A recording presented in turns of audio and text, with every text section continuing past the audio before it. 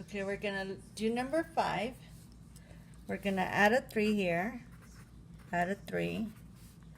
That's gonna be tangent squared theta is equal to 3. You're gonna take the square root of tangent squared theta plus or minus the square root of 3.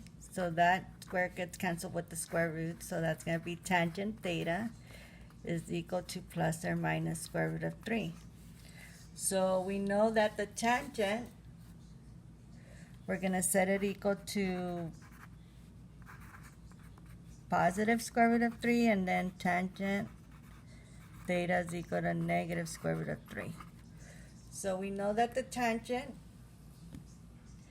is going to be, so the tangent is square root of 3. Remember, the tangent is the y over the x.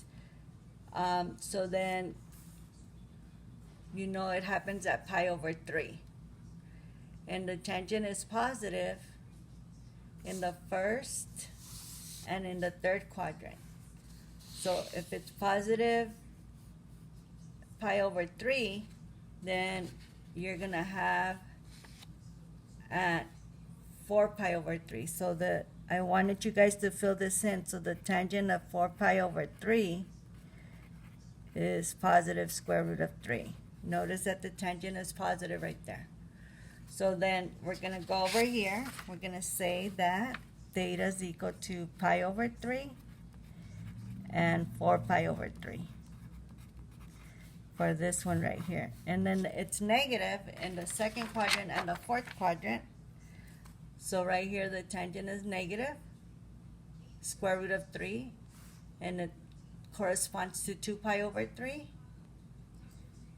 So it corresponds with 2 pi over 3, and that would correspond with 5 pi over 3. So you're going to also put tangent of 5 pi over 3 is equal to negative square root of 3. So you're supposed to fill this in when you're watching the video that you have to watch, that it's on Canvas.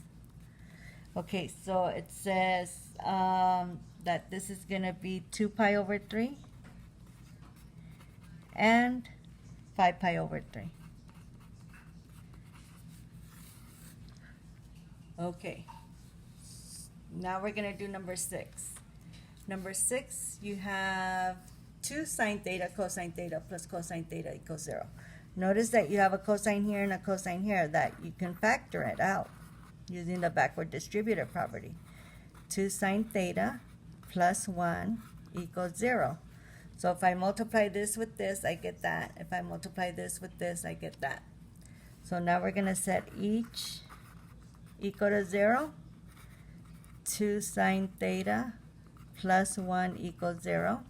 Subtract the 1. So that's 2 sine theta equals negative 1. And then we're going to divide by 2. Divide by 2. So sine theta is equal to negative 1/2. So now where is the cosine 0?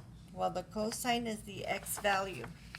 And it's right here at pi over 2 and at 3 pi over 2. So the cosine is your x value. So for this one, it's going to be pi over 2, 3 pi over 2. Where is the sign negative? The sign is negative in the bottom 2 over here, and it's the y value, which is this one, negative 1/2. So at 7 pi over 6, and over here, negative 1/2, 11 pi over 6. So theta is going to be at 7 pi over 6, negative 11, oh no, not negative, but just 11 pi over 6, sorry. So then those are your answers right there. Good luck today.